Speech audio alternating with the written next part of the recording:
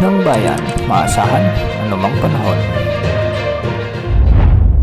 Magandang oras po sa ating lahat. Narito na ang pinakahuling update sa magiging lagay ng ating panahon ngayon at sa magiging lagay ng panahon sa susunod na 24 oras. Sa kasalukuyan ay tatlong weather systems ang nakakaapekto sa ating bansa. Una rito ang Intertropical Convergence Zone, pangalawa naman ang hanging habagat o southwest monsoon at ang localized thunderstorms. Dahil nga sa pag-iral muli ng Intertropical Convergence Zone, ito yung salubungan ng malamig at mainit na hangin, ay magiging maulap ang mga kalangitan na may mga kalat-kalat na pagulan at thunderstorms sa may Davao Region at Surigao del Sur. Ang mga lugar na ito ay pinapayuhang maging alerto sa banta ng mga pagbaha at pagguho ng lupa, lalo na kung may mga katamtaman hanggang sa kung minsan ay malalakas na pag-ulan. Samantala, dahil naman sa umiiral na habagat ay makikita natin sa ating satellite animations na may mga kaulapan na nagdadala ng mga kalat-kalat na pagulan at thunderstorms sa Metro Manila, Calabarzon, sa may Soxargen, Pangasinan, Zambales, pati na rin sa Bataan,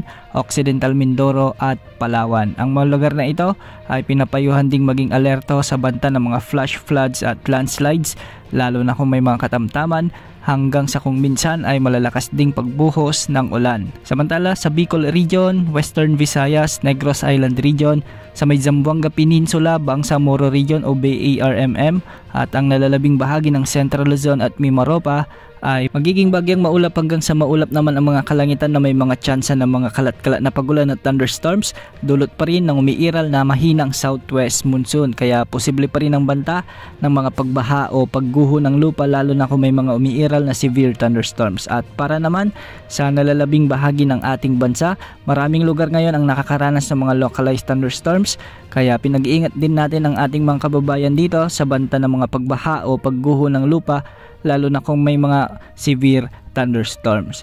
Para naman sa lagay ng mga pag-alon sa ating karagatan ng mga baybayin sa halos buong kapuluan ay posibleng umabot hanggang 1.2 meters at walang nakataas na gale warning sa anumang baybaying sakop ng ating bansa. Samantala, isang LPA o low pressure area naman ang minomonitor ng Pag-asa sa labas ng ating area of responsibility.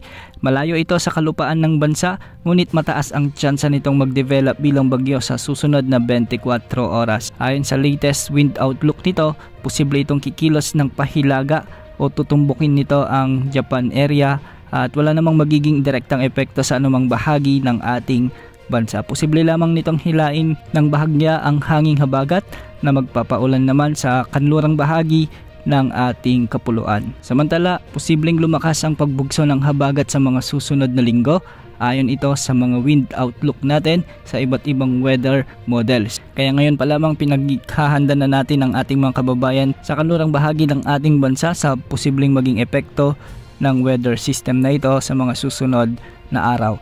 Yan ang update sa lagi ng panahon. Ito po ang weather update ng bayan, maasahan anumang panahon.